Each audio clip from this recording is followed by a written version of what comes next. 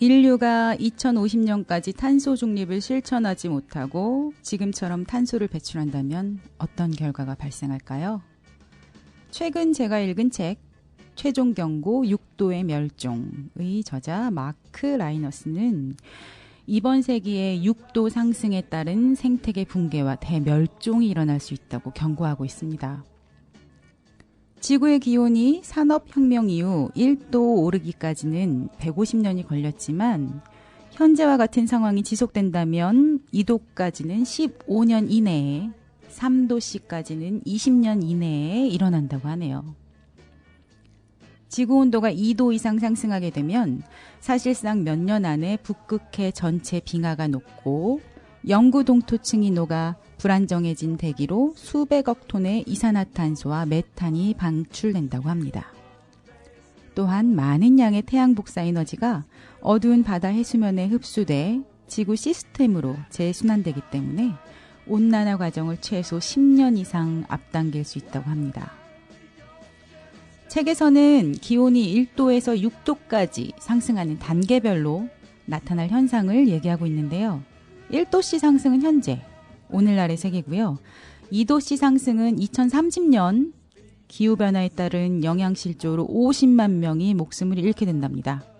3도씨 상승은 2050년 죽음의 문턱을 넘나드는 기온과 습도에 노출되고요. 4도씨 상승은 2075년으로 대량 멸종이 닥치고 5도씨 상승은 2090년으로 지구의 생명의 종말이 가까워집니다. 6도씨 상승은 이번 세기 말 2099년인데요. 기온이 6도 오른 지구는 북극에서 적도까지 전 세계의 모든 숲이 동시에 타오르고 불길이 활활 타오르는 바람에 밤에도 낮처럼 하나답니다.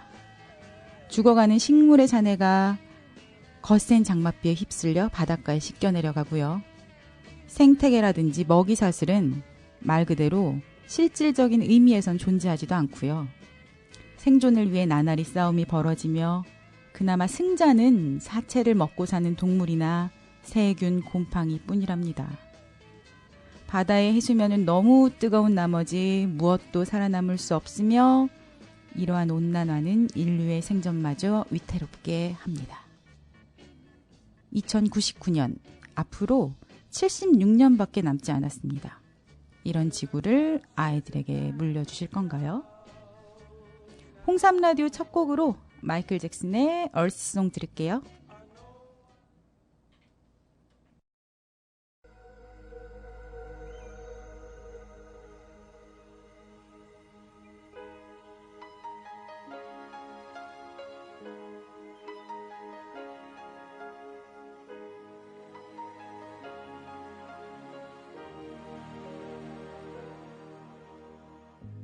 What about sunrise?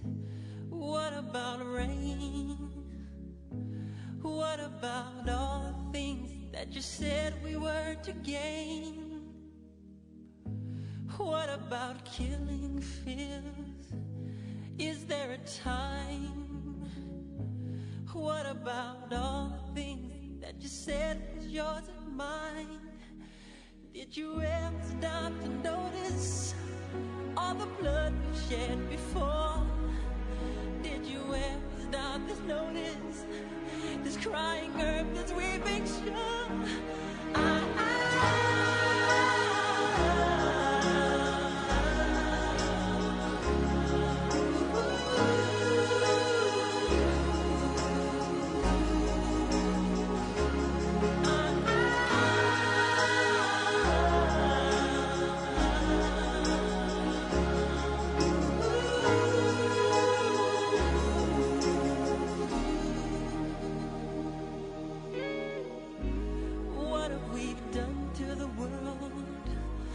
What we've done. What about all the peace that you pledged your only son? What about flowering fields? Is there a time?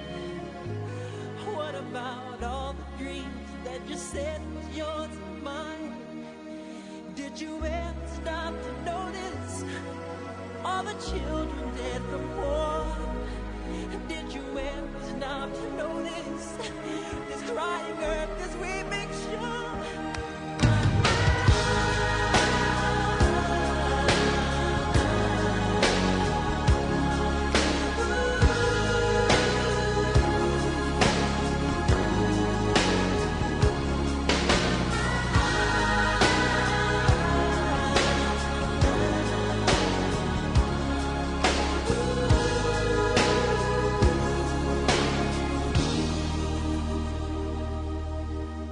I used to dream, I used to glance beyond the stars.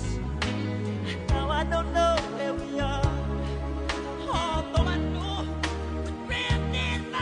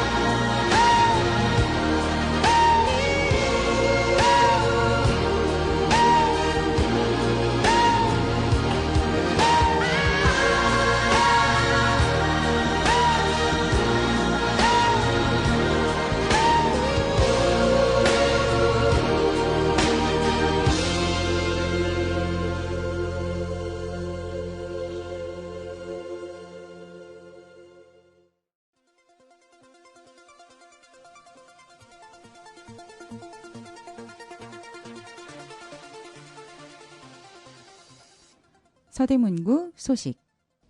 네, 오늘 서대문구 소식 두 가지 준비했는데요. 네.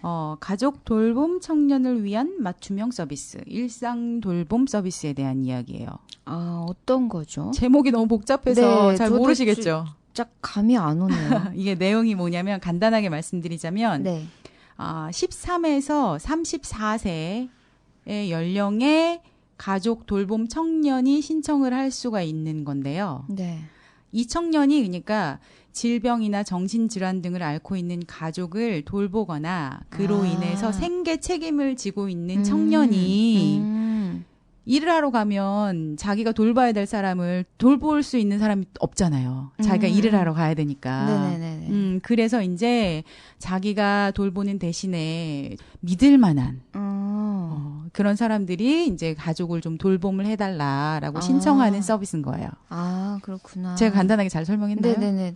이해가 됐어요. 네네네. 됐어요. 네. 그래서 신청 대상자는 본인이 신청하시거나 네. 아니면 친족 및 이해관계인이 신청하실 수가 있는데요. 네. 배우자라든지 뭐 팔촌인의 혈족, 뭐 사촌인의 인척 또는 뭐 후견인이라든지 네. 동네 통장님이라든지 네. 이렇게도 다 신청을 해주실 수가 있는 것 같아요. 음. 근데 본인 이외의 신청자는 위임장이나 대리인 신분증이 좀 필요하기는 해요. 근데 그게 어떤 그냥 신청하면 무조건 되는 거예요? 아니면 어떤 기준이 있나요? 일단 신청은 네. 13세에서 34세의 가족 돌봄 청년은 누구나가 할 수가 있는데요. 네. 이게 그 소득 구간에 따라서 그렇죠. 지원을 받을 수 있는 금액이 달라져요. 그래서 이제 기초수급자라든지 차상위 같은 경우는 기본 서비스는 완전히 면제, 특화 네. 서비스는 5% 자기 부담이 있고요. 그리고 120% 이하에는 10%의 자기 부담이 있어요. 그리고 120%에서 160%까지는 20%의 자기 부담이 있는데요. 160% 초과될 때는 사실은 100% 자가 부담이에요. 그쵸. 그런 분들은 좀 그래도 어느 정도 본인이 부담을 할 수 있다는? 네. 그렇죠. 그런데 어쨌든 간에 160% 초과해서 내가 100% 비용을 부담하더라도 네. 믿고 맡길 수 있는 누군가에게 우리 가족을 맡길 수 있다는 게 사실은 중요하잖아요. 그쵸. 그게 몹시 중요한데, 네. 아, 저는 조금 이런 의구심은 드네요. 그러니까 이게 어떤 일반 그 요양보호사나 이런 것과 어떤 차별이 있는 건가? 집에서 네. 제가 돌봄해주고 가사 서비스 해주는 기본 서비스를 제공을 해주고요. 그러니까 요양소는 보내야 되잖아, 사람을. 그러니까 누가 사람을 파견 그렇죠. 그 하는 사람이 거죠? 이제 우리 집으로 와서 이제 돌봐주시는 거죠. 아, 그분이. 네네네네. 그래서 이제 특화 서비스가 여러 가지가 있는데요. 네. 식사 영양 관리, 그냥 말 그대로 맞춤형 식사 지원해 주시고 영양 관리해 주시는 프로그램, 또 병원 같이 가주시는 병원 동행 프로그램, 네. 또 심리 지원해 주는 전문가에 의한 맞춤형 심리 지원 서비스, 네. 그리고 독립 생활 지원해 주는 서비스, 이게 특화 서비스인데요. 네. 기본 서비스는 그 집에서 돌봐드리고 간단하게 이제 가사 돌봄 해주시고 하는 것들을 기본 서비스로 제공을 하고 네. 이런 특화 서비스는 최대 2개까지 이용을 하실 수가 있어요. 그 진짜 굉장히 필요하신 분들이 저는 분명히 있을 거라고 생각이 그렇죠. 되고 그렇죠. 좀 그렇게 꼭 필요한 분들이 이거를 아시고 그 신청을 해보셨으면 좋겠네요. 네, 특히나 이제 160% 이하까지는 그래도 자기 부담률이 20%면 되게 조금이잖아요. 그렇죠. 그런데 훨씬 부담이 적어지는 거죠. 개인의 부담이. 사실 믿을 만한 사람이 우리 집에 와서 우리 불편한 우리 식구들을 좀 돌봐주는 거 있으면 내가 이제 밖에서 일하는 동안에도 안정적으로 좀 불안한 심리적으로, 마음이 없이 네. 일을 할 수가 있으니까. 네네네. 그쵸. 그래서 이제 이런 건 진짜 필요한 사람들은 꼭 신청을 해 보시기를 제가 부탁드릴게요. 네, 어디다 신청을 해야 되죠? 동주민센터에 물어보시면 되고요. 네. 그리고 또 서대문구청에서는 인생케어과 희망복지팀에 전화하시면 되는데요. 02330-3831번으로 전화하시면 되고요. 행복천사 콜센터가 또 따로 있나 봐요. 네. 여기는 02330-1004 1004번으로 전화하시면 되고요. 네. 또 주민센터로 전화하셔서 직접 물어보셔도 될 것 같아요. 네. 네네네. 알겠습니다. 네. 다음 소식은 뭐죠? 다음 소식은 뭐냐면요. 우리 사실 코로나 때문에 일회용 용품들 이런 거 식당에서 한시적으로 허용해줬던 거 기억하시나요? 아, 정말 코로나의 또 다른 폐단 하나가 일회용품, 엄청난 양의 쓰레기. 일회용품이죠. 네, 네네네. 마스크부터 시작해가지고. 네네네. 네. 그런데 이제 코로나도 이제 저희가 풍토병 선언을 했잖아요. 그래서 23년 11월 23일에 일회용품 규제 계도 기간이 이제 종료가 된대요. 네. 그래서 이제 11월 23일 이후부터는 말 그대로 단속하는 거예요. 다시 규제가 시작된다는 그렇죠. 거죠. 그래서 네. 이제 단속하기 전에 우리가 그전에는 거의 한 2년 이상 3년 가까이를 그냥 지내왔으니까 일회용품 이렇게 좀 헐렁헐렁하게 쓰게 그렇게 네. 지나왔잖아요. 네. 그러니까 이제는 강화됐으니까 우리가 좀 계속 생각을 하고 계도를 해야 되겠다라는 그런 계도 기간인 거예요. 네네네. 계도 기간 종료일이 23년 11월 23일부터예요. 그러니까 24일부터는 단속을 해요. 네. 근데 이 사용 규제하는 현장 점검을 딱 9월 4일부터 12월 31일까지 다니겠다라고 이제 부처 홈페이지에 나와 있어요. 네네. 계도하신대요. 그러니까 사용 규제한다고 현장 점검 계속 하신다니까요. 네. 혹시라도 뭐 식당 운영하시는 분들, 또 목욕장 운영하시는 분들, 또 동네에는 뭐 백화점, 대규모 점포 이런 거 별로 없을 수 있으니까요. 매장 면적이 33제곱미터니까요. 이거 33제곱미터면 10평인가요? 네. 10평 초과하는 도소매업들이 지금 다들 규제 단속할 수 있는 곳인 거예요. 네네네. 그래서 일회용 종이컵 사용 안 되고요. 일회용 플라스틱 빨대 그리고 커피 마실 때 젓는 막대 스틱 주잖아요. 네네네. 그것도 안 되고요. 네. 그리고 당연히 무상 제공은 일회용 봉투나 쇼핑백 안 된다고 하십니다. 제과점업도 마찬가지예요. 저는 그냥 이런 거는 좀 되게 극단적으로 네. 좀 벌금을 왕창 때려야 된다고 생각해요. 나는 벌금도 벌금이지만 사실 우리 그 일회용 아이스컵이 네. 재활용되지 않는 가장 큰 이유가 뭐냐면 그게 재질이 다 달라서 그런 거잖아요. 네네네. 근데 그 재질 똑같은 걸로 좀 바꾸면 안 돼요? 그러니까 그게 법적으로.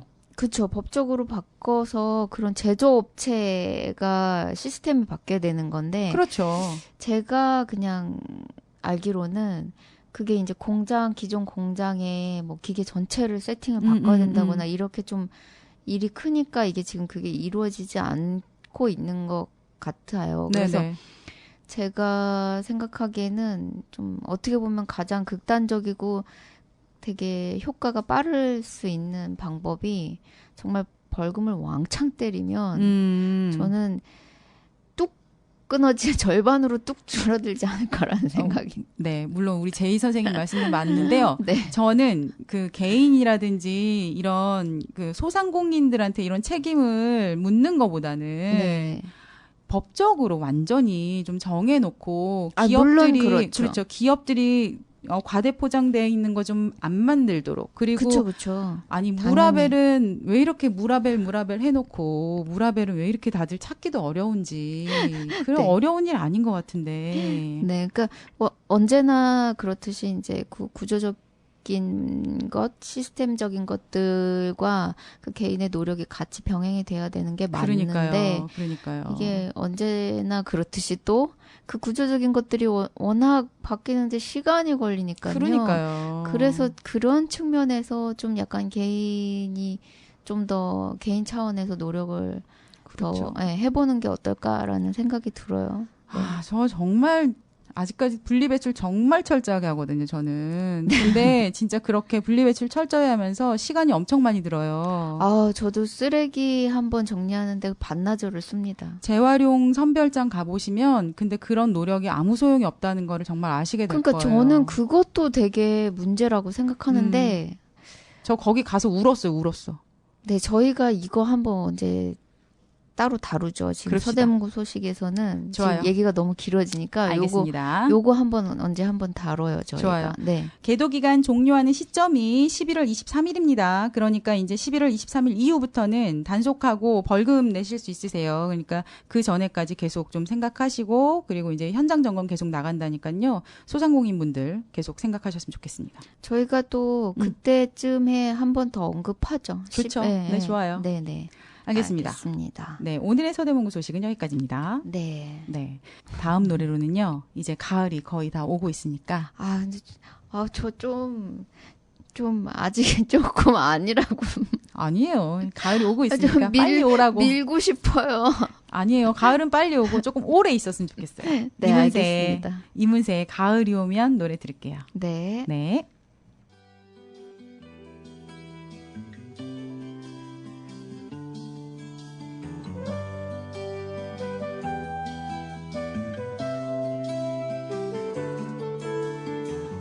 가을이 오면 눈부신 아침 햇살에 비친 그대의 미소가 아름다워요.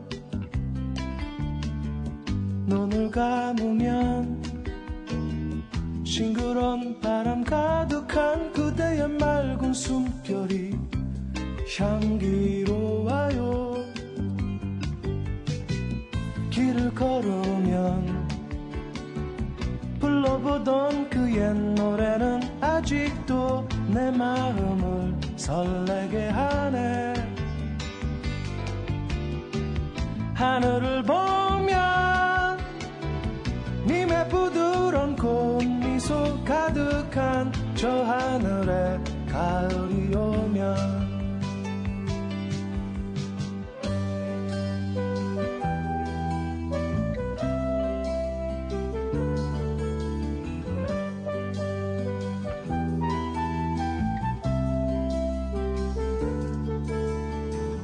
가을이 오면 호숫가 물결 잔잔한 그대의 슬픈 미소가 아름다워요.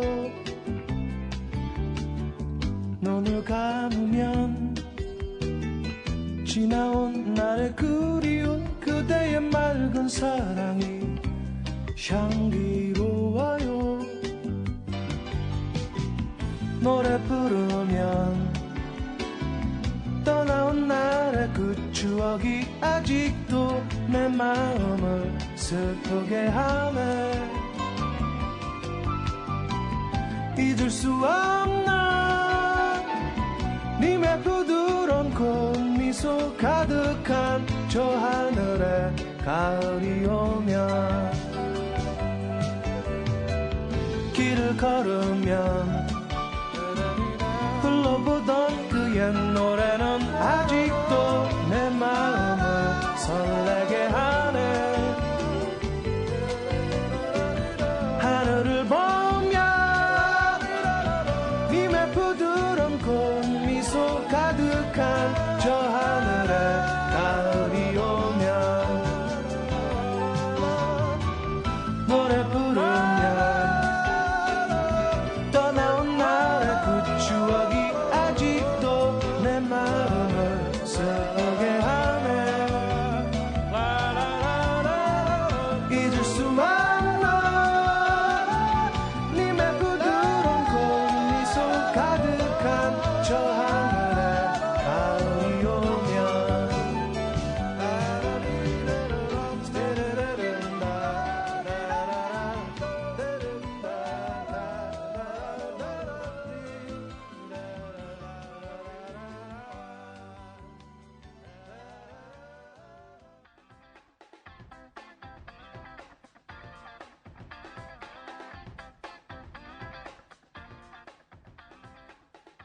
슬세권 동네 탐방.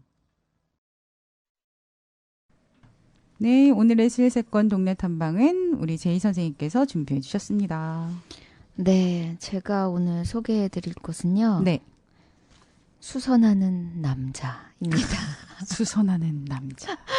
네, 이문세의 가을이 오면 다음에 수선하는 남자. 네, 좋습니다. 네, 이 위치는요. 네, 서울 서대문구 홍은중앙로 8길 23이고요. 네, 포방터 시장 안에 있죠. 그쵸. 저희가 그냥 딱 알기로는 포방터 시장 안에 있고, 이 수선하는 남자, 이 수선집이 처음 생길 때부터 이제 제가 조금 눈여겨봤어요. 아, 진짜요? 네네. 사장님이 미남이시잖아요. 아, 그런가요? 네.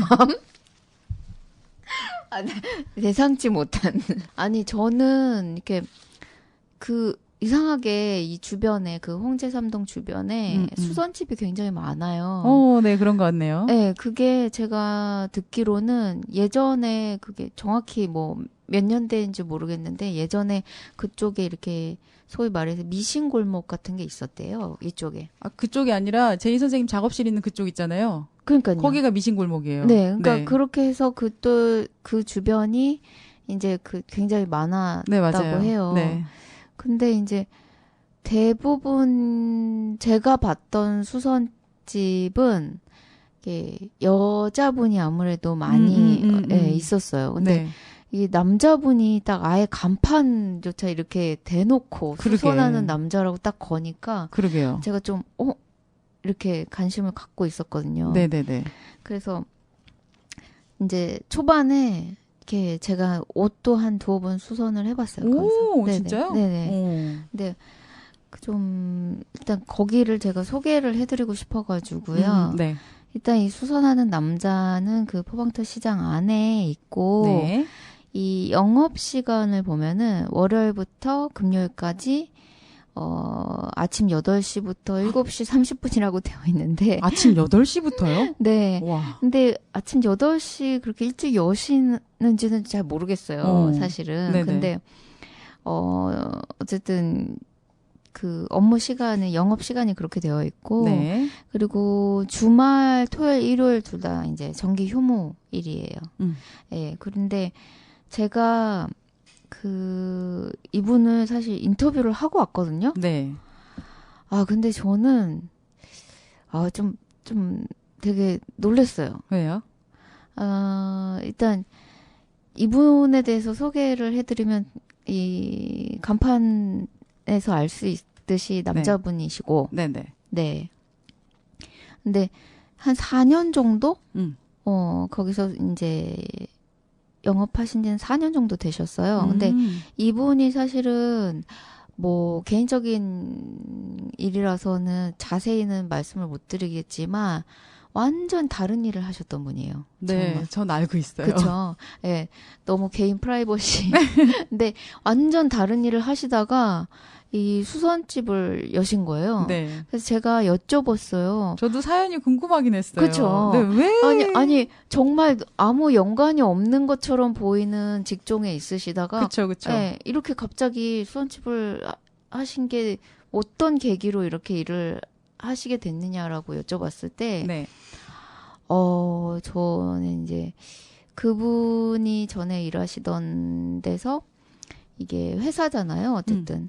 그 회사에서 이제 원래 하시던 전문적인 분야가 있는데 그 조직 사회에서 자기가 그 외에 다른 일들을 너무 이렇게 강요받고 해야만 하고 이런 일들이 자기한테 굉장히 맞지 않으셨고 그래서 이제 그 일을 그만두기로 결심하고 이제 어떤 일을 해보면 좋을까를 생각하시다가 너무 재밌는 건 세탁소를 하고 싶으셨대요.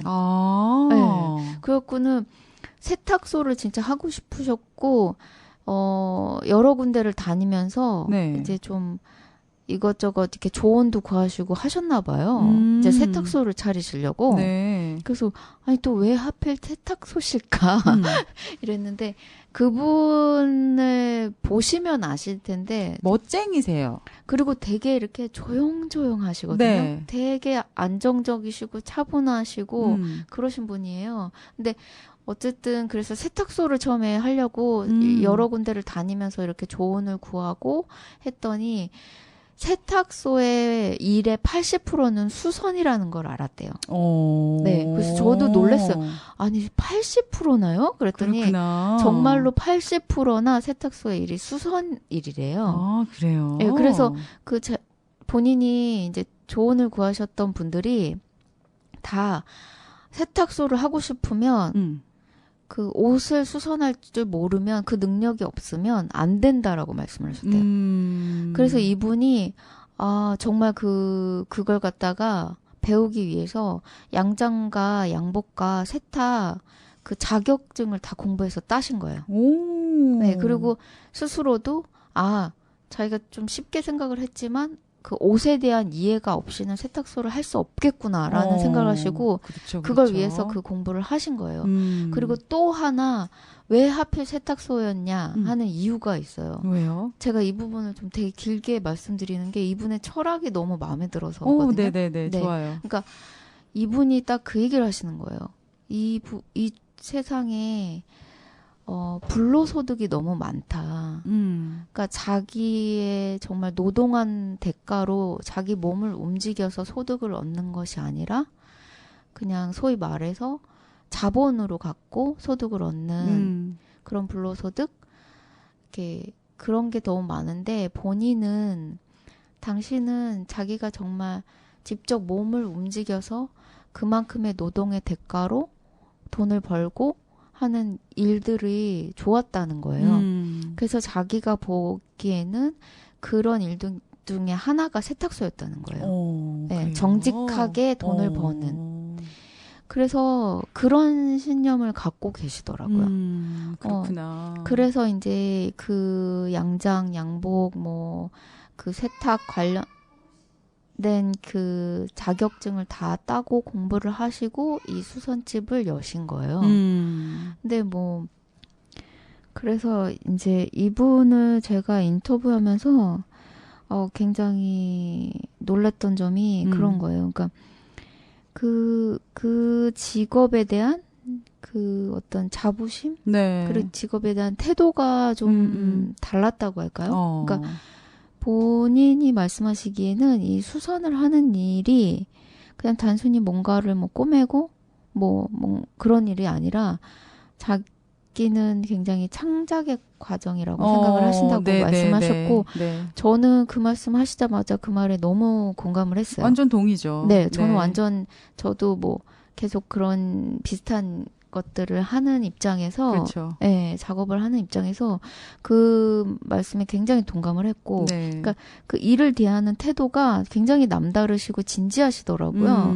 그리고 그런 말씀도 하시더라고요. 그러니까 그 본인이 처음에 하려고 했던 세탁소 분들 하시는 분들을 여러분들을 만나봤을 때 네. 그분들이 굉장히 일을 잘하시고 기술이 있으시고 하신데도 그 직업에 대한 자부심이나 자존감이 굉장히 낮다는 거예요. 근데 본인은 자기는 좀 그런 일들 그 본인의 노동, 육체적인 노동을 통해서 돈을 버는 아주 정직한 그런 네. 일들을 하시는 분들이 좀 더 그런 자긍심을 가졌으면 좋겠다. 그런 말씀하시고 본인은 그런 태도로 이 일을 접하고 있고 이 일을 하고 있다고 말씀을 하시더라고요. 그러니까 저는 그 철학, 자기 직업에 대한 철학이 굉장히 그러게요. 뚜렷한 분이라고 생각이 들었고 네. 그래서 그런 말씀하시더라고요. 본인은 그래서 이 일이 있을 때도 없고 또 많을 때도 있고 하지만 일희일비하지 않는다.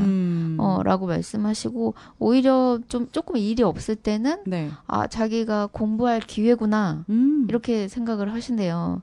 그러니까 굉장히 그야말로 굉장히 그 직업에 대한 네.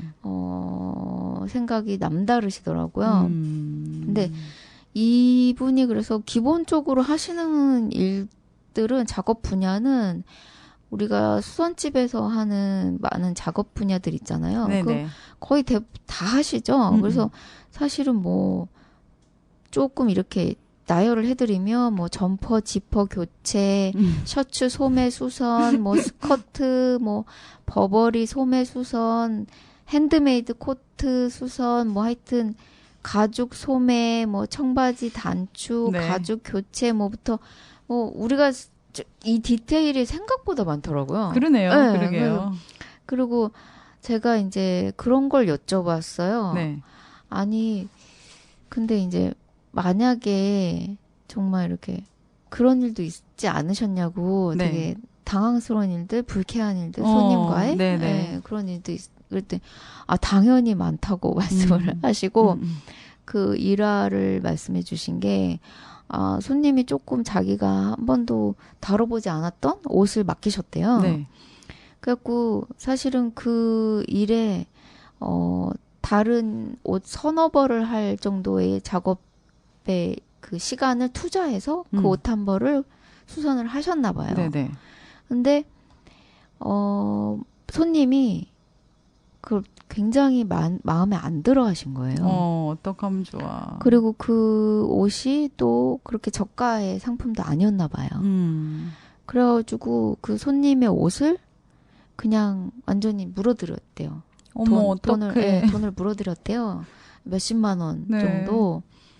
근데 저는 이제 근데 그분의 그 후에 그 대처가 정말 너무 마음에 들었어요. 그러니까 손님이 아예 그 옷을 망쳤다고 그분 그 수선집에 그 옷을 놓고 가셨나 봐요. 그냥 네네. 버리신 거죠. 네.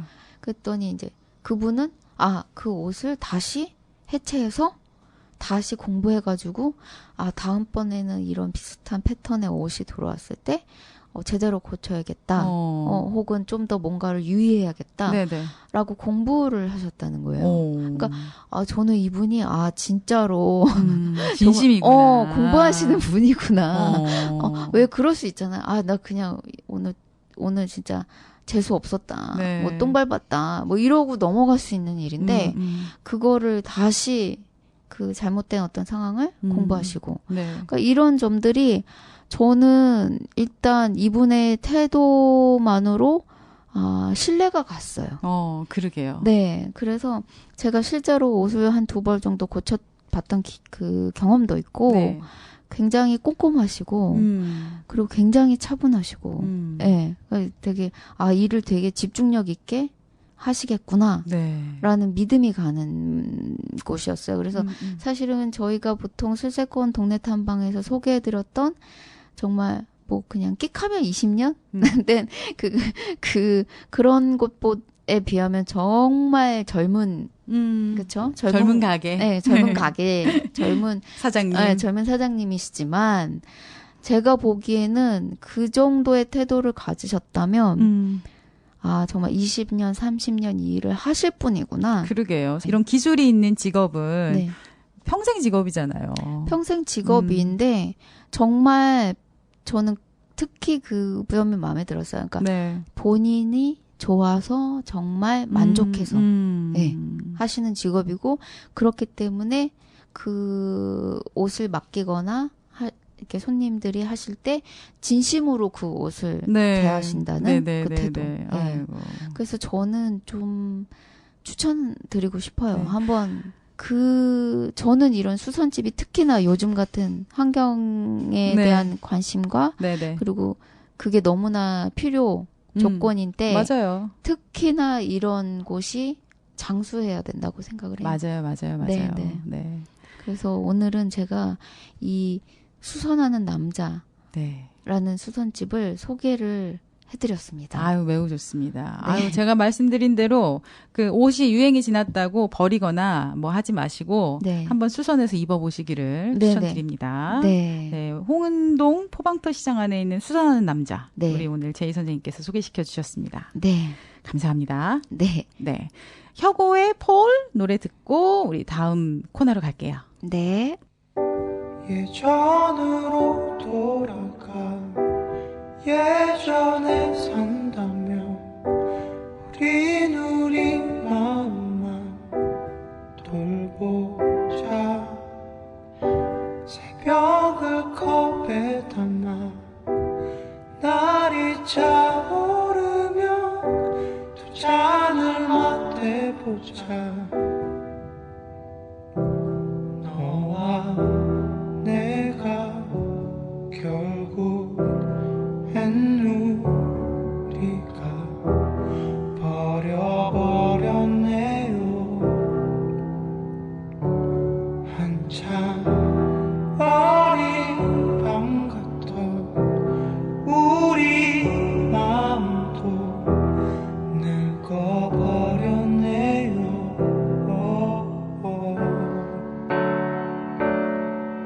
I figuring that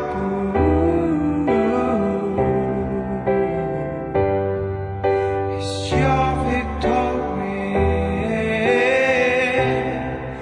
I am figuring that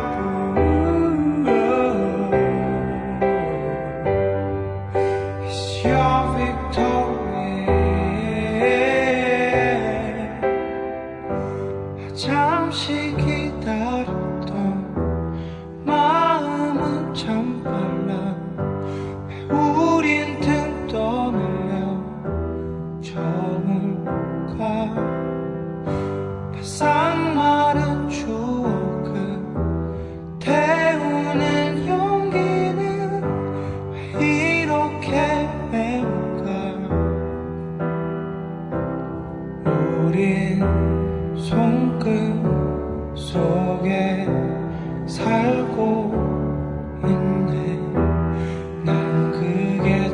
슬퍼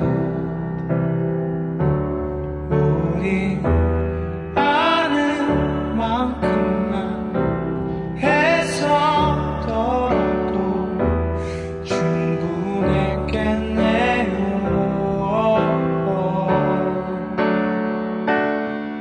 I have you green that blue.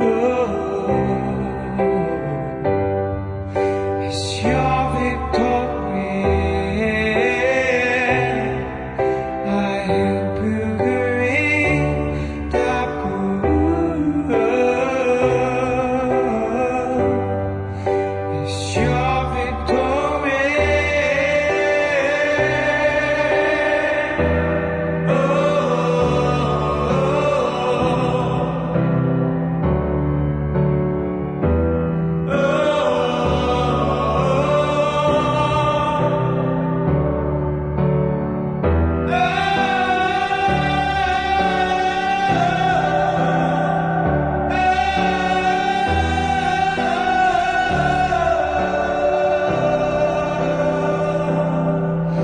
I have you green that blue.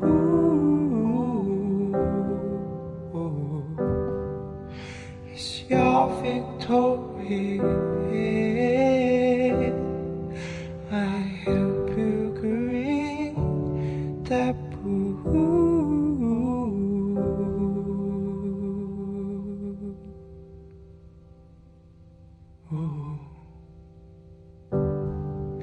It's your victory.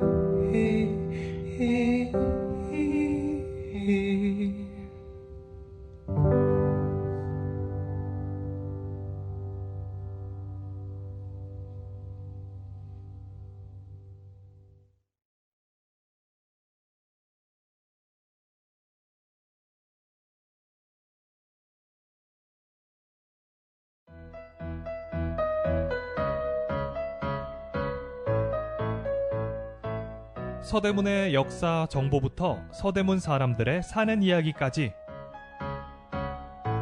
우리 동네 이야기가 가득한 시간 서대문 이모저모.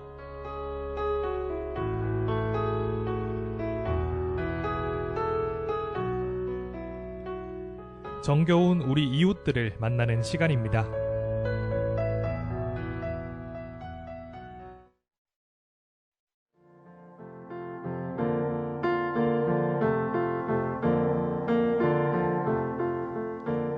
어른들을 위한 그림책. 네, 오늘 어른들을 위한 그림책 제이 선생님 무슨 책인가요? 네, 제가 오늘 가져온 책은요. 네. 제목이 송이와 꽃붕어 토토라는 제목의 그림책이고요. 네. 이 작가는 다시마 세이조 그림, 황진이 옮김, 그리고 한솔수북에서 이게 출판이 됐어요. 네. 근데 이거는 이 다시마 세이조라는 분은 이름에서 이렇게 느껴지듯이 일본 분이세요. 네. 근데 제가 뭐 늘 여기 가지고 오면서 맨날 얘기하듯이 정말 제가 좋아하는 또 그림책 작가 그리고 충분히 이 시대 거장이라고 불릴 만한 작가라고 네. 평가받고 계시고 저 역시 그렇게 생각하는 작가 중에 한 네. 분이시고요. 네. 이분이 나이가 지금 좀 꽤 있으세요. 1940년생이세요. 네, 그래서 2차 세계대전도 겪으셨고, 근데 작년에 이제 코로나가 그래도 조금 괜찮아질 때쯤, 우리나라에 오셨었어요. 네. 그래서 제가 또 웬만하면은 잘 이렇게 외출하지 않는 제가, 이분의 나이를 생각했을 때, 제 인생에 이제 이분을 이렇게 가까이에서 뵐 일은 조금 드물 것 같다라는 생각에 네. 쫓아가가지고 이제 뵀죠. 그리고 여러 가지 이제 이야기 하시는 걸 들었는데, 네. 저도 이제 실물은 처음 뵀는데 작품이 너무 좋다는 거는 이제 너무 알고 있었지만, 그 40년생이시니까 지금 80이 넘으셨죠. 근데 너무 소년 같으신 거예요. 그래요. 너무 해맑고 정말 너무 아이 같으세요. 그래서 진짜 보니까 더 좋아지는 네, 그분의 작품도 그렇고 그래서 제가 또 이 작가에 대한 얘기에 서두가 길었는데 이분의 책은 모두 이런 환경과 생태에 관한 책을 쓰시는 분이세요. 네. 근데 이분을 또 잠깐 이제 소개를 하자면 아까쯤에 이렇게 말씀을 드렸듯이 네. 1940년생이시고 네. 일본의 오사카에서 태어나셨어요. 네. 그리고 뭐 이게 좀 특별한 게 아닐 수도 있는데 일란선 쌍둥이세요. 그래서 저는 그분을 뵀을 때 아니 저런 소년 같은 분이 또 계시단 말이야. 아니 중요하죠. 그건 보통 특이한 일이 아닌데요. 네, 근데 아까 잠깐 언급했듯이 2차 세계대전 때 집이 홀라당 다 불타버리세요. 그래서 완전히 진짜 이렇게 난민처럼 되시거든요. 네네. 그래서 온 가족이 아버지의 고향인 산골 마을로 이사를 가게 돼요. 그래서 그곳에서 어린 시절을 보내셨고, 그것에 대해서 에세이집도 내셨어요. 제가 그 에세이집도 읽어봤는데, 그림 속 나의 마을이라는 에세이집인데, 네. 그러니까 그때 그 기억이 굉장히 이분한테는 큰 영향을 미쳤던 것 같아요. 그 산골 마을에서 정말 그 자연 속에서 사신 그 기억이. 그래서 나중에 이분이 이제 미술 대학을 나오시고, 이제 다시 도쿄 변두리에 있는 그냥 대학을 졸업하고, 이렇게 농사 지으시면서 그림책 작업을 지금까지 해오고 계세요. 그러니까, 네. 이분을 제가 이제 북토크 가서 뵀던 것도, 그리고 그때 느꼈던 어떤 힘도 무엇이냐 하면, 그러니까 결국에는 이분이 쓰시는 모든 작업이, 자기 삶에서 그냥 정말로 나오는 것들이에요. 네네네. 그러니까 그게 굉장히, 자기 삶과 자기 예술이 일치하고 계신 분이라고 해야 되나요? 그리고 그 그림을 봤을 때 있잖아요. 막 정말 그림이 완전히 꽉 차 있잖아요. 그리고 그림 살아 움직여요. 막 그림이 꽉 차 있고 이제 네. 그림이 온갖 색으로 막 이렇게 막 네. 표현이 되어 있는 그런 것들이 보면 네. 진짜 뭐라 그래야 돼? 자연을 정말로 사랑하는 것 같은 그런 정말 그 막 마음이 꽉 차 있는 것 같은 그런 느낌의 그림이랄까요? 네. 그러니까 약간 좀 그런 느낌이 나더라고요. 그리고 이분의 그림책을 저는 처음 봤을 때 저번에 그 존 버닝햄도 그런데 좀 약간 대가들은 그런 게 있어요. 그러니까 어느 선 이상 자기 어떤 예술 세계가 깊어진 분들은 이렇게 언뜻 보면 진짜 뭐야 이거 왜 이렇게 또 막 그려 이런 분위기의 그림책이거든요. 네. 근데 이 다시마 세이즈 처음 봤을 때도 그런 생각을 했는데 이분의 그림을 보고 있으면 정말 이렇게 얼핏 보면 되게 막 그린 듯한 그림 속에 초등학생이 그린 그림 네, 같은. 맞아요. 굉장히 모든 것이 다 살아있어요. 생생하게. 그래서 이분의 그림책을 저는 진짜 너무 좋아하고요. 이 송이와 꽃붕어 토토는 이제 그때 제가 북토크 끝나고 바로 구입을 했던 책이에요. 네. 근데 제가 잠깐 이제서야 이제 책으로 들어가면 이게 실제 그러니까 그분의 작품은 거의 다 실제 본인이 생활하면서 겪은 것들을 바탕으로 하고 계세요. 네. 그래서 이게 옛날에 미야기현 시나이 늪에 작은 꽃붕어가 살았다. 시나이 늪이 메워진 뒤로 꽃붕어는 멸종 위기종이 되었다. 귀중한 생명이다. 라고 시작해요. 네. 네. 그러니까 실제 반전운동, 환경운동을 계속하고 계신 분이세요. 그래서 이 송이와 꽃붕어 토토에도 보면 제목 바로 밑에 정말 이렇게 시작을 하시죠. 우리가 사는 조용한 연못이 하나씩 하나씩 사라져가요. 우리 친구들도 하나씩 하나씩 사라져가요. 그래서 이 깊은 산속 마을에 네. 사는 이 송이라는 친구가 이 냇가에서 그 붕어 붕어를 만나죠. 네, 그 네. 붕어한테 이름을 또 지어줘요. 토토라고. 토토라고. 네. 그래서 매일 그렇게 이렇게 붕어를 보러 다니고 하는데 이 연못이 메어져가지고 사라질 위기에 놓인 그런 상황을 이제 이야기하고 있어요. 그리고 그 연못 안에 얼마나 많은 생물이 사는가에 그렇죠. 대해서 이제 계속 이 책에서 이제 얘기를 하고 있죠. 그래서 저는 진짜 그러고 나서 이게 그냥 그런 어떤 사실적인 것에만 기반하지 않고 이 송이가 결국 이제 그 환타지 세계로 넘어가서 이 연못 안으로 들어가죠. 맞아요, 그래서 맞아요. 토토랑 같이 날면서 막 또 여행을 하고 하는 얘기인데 저는 그러니까 이 다시마 세이조의 그림책을 읽으면 제가 정말 이분 어떻게 이렇게 맑을 수가 있지? 네. 어떻게 이렇게 맑지?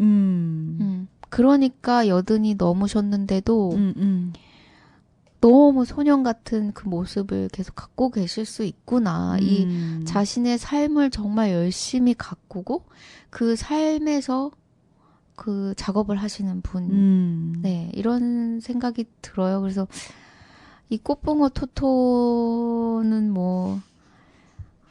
그냥 저희가 단순히 막 교육적으로 막 환경을 위해서 읽어보세요. 막 이렇게 말씀드리는 것보다 네. 그냥 정말 이렇게 마음이 맑아지는. 맞아요. 네. 마음이 좀 맑아지고, 네. 제가 항상 또 저도 좀 공부 조금씩 해오잖아요. 네. 공부 조금씩 해보니까 여기 이런 말이 있더라고요. 환경과 평화를 사랑한 그림책 거장이라는. 네, 맞아요. 그리고 이제 마지막에는 지구 환경을 지키기 위해서 작은 생명을 예술화하는 것이야말로 지금 우리가 해야 할 가장 소중한 일이다라고 말씀하셨다고 하네요. 네, 그래서 다시마 세이조라고 하시는 네, 작가님께서. 네. 네.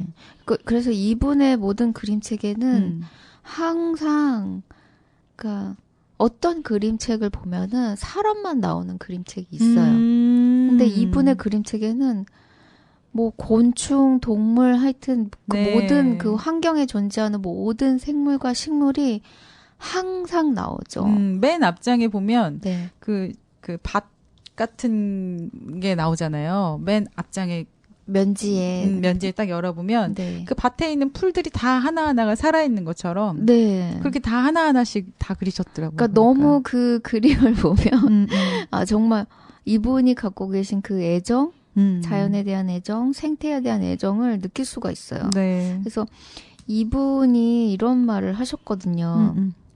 저는 이 말을 정말 이렇게 가슴에 꼭꼭 이렇게 항상 새겨두고 있는 말인데, 나를 이루는 것, 내가 먹는 걸 소중히 여기세요.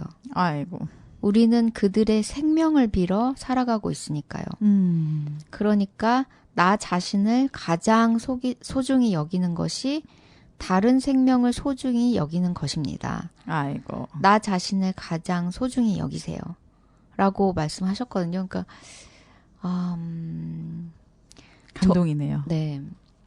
그래서 저는 사실은 오늘도 그냥 무슨 말을 할 수 있을까? 그러니까 이런 거예요. 어떻게 보면은 정말 이렇게 어떤 것들은 말문이 막히는 것들. 네, 이것도 별로 해석이 필요 없는, 읽어보시면 되는 그런 그림책인 것 같아요. 이 책을 같이 좀 보시면서 이렇게 멸종위기종인 동물들에 대해서도 또 다시 한번 좀 생각 좀 해보셨으면 좋겠고, 네. 환경에 대해서 얼마나 우리가 환경을 좀 지키기 위해 노력해야 되는지에 대해서 좀 같이 고민하고, 내가 할 수 있는 방법은 뭐 있는지 한번 실천할 수 있는 그런 시간이 될 수 있는 시간이 되면 좋겠네요. 오늘도 이렇게 좋은 책 소개시켜 주셔서 너무나 감사합니다. 네, 알겠습니다. 오늘도 고생 너무 많으셨고요. 마지막 노래로 저희가 빛과 소금의 샴푸의 요정 듣고 오늘은 이만 헤어지도록 할게요. 한 주간도 건강히 지내시고요. 다음 주에 또 만나도록 해요. 안녕. 빠빠.